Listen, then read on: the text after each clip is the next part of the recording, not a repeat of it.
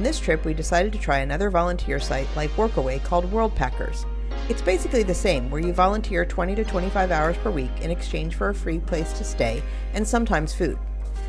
At our first Worldpackers gig in Faro, Portugal, on the southern coast, our volunteer work consisted of mostly cleaning rooms of 5 different guest houses owned by the same person, as well as a bit of maintenance work. It was low season when we arrived, so there weren't many guests.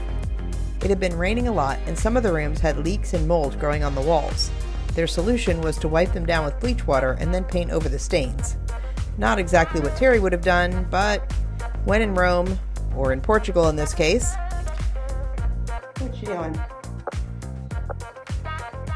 Cleaning rust?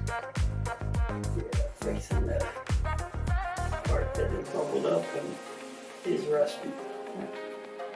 The different guest houses had between 4 and 14 rooms each, plus a couple of shared bathrooms and a shared kitchen. Some rooms had private bathrooms as well. This was the first room we got to stay in, but after a week they moved us to a little better one in a different guest house. Most of the guest houses have a rooftop veranda. This one also has a kitchen where we cooked our meals along with the other guests.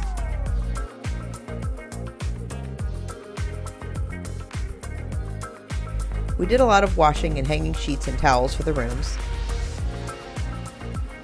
as well as transforming them from this to this every day. We also cleaned all the kitchens and common bathrooms daily and swept and mopped the common areas.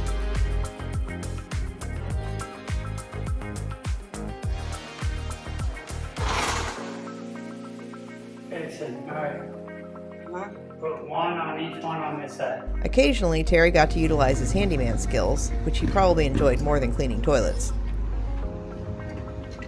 Here he is fixing a stuck door at the front of one of these guest houses. As most of the buildings in this part of Faro are over 100 to 200 years old, there's always something to repair.